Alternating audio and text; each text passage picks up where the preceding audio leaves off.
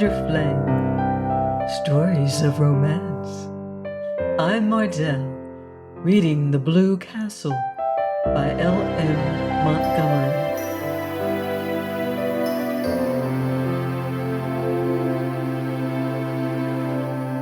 Chapter 12.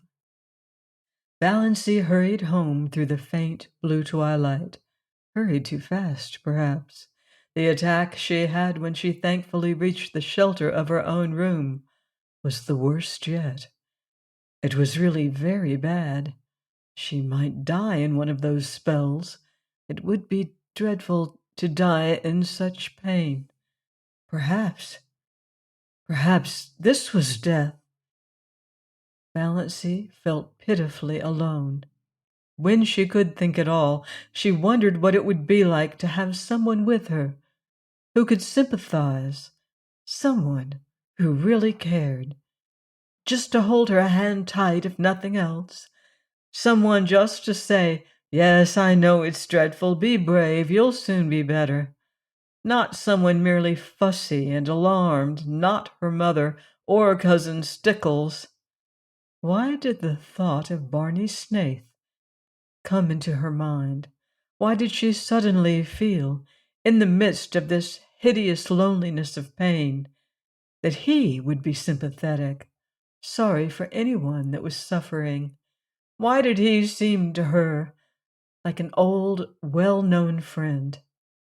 Was it because she had been defending him, standing up to her family for him? She was so bad at first that she could not even get herself a dose of Dr. Trent's prescription. But eventually she managed it, and soon after relief came. The pain left her, and she lay on her bed, spent, exhausted in a cold perspiration. Oh, that had been horrible.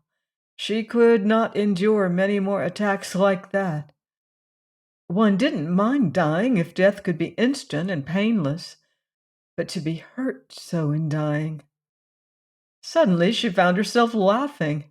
That dinner had been fun, and it had all been so simple. She had merely said the things she had always thought. Their faces. Uncle Benjamin. Poor flabbergasted Uncle Benjamin. Valency felt quite sure he would make a new will that very night. Olive would get Valency's share of his fat hoard. Olive had always got Valency's share of everything. Remember the dust pile. To laugh at her clan as she had always wanted to laugh was all the satisfaction she could get out of life now. But she thought it was rather pitiful that it should be so. Might she not pity herself a little when nobody else did? Valency got up and went to her window. The moist, beautiful wind blowing across groves of young-leafed wild trees touched her face with the caress of a wise, tender old friend. The Lombardys and Mrs. Treadgold's lawn off to the left. Valency could just see them between the stable and the old carriage shop, were in dark purple silhouette against a clear sky, and there was a milk-white, pulsating star just over one of them, like a living pearl on a silver-green lake. Far beyond the station were the shadowy purple-hooded woods around Lake Mistawis. A white, filmy mist hung over them, and just above it was a faint young crescent.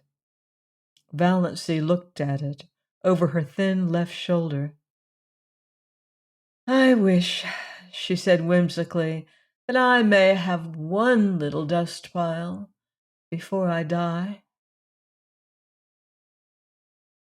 Please join me next time for another romantic chapter of The Blue Castle by L.M. Montgomery, here on Love's Tender Flame. Until then, love deeply and live beautifully.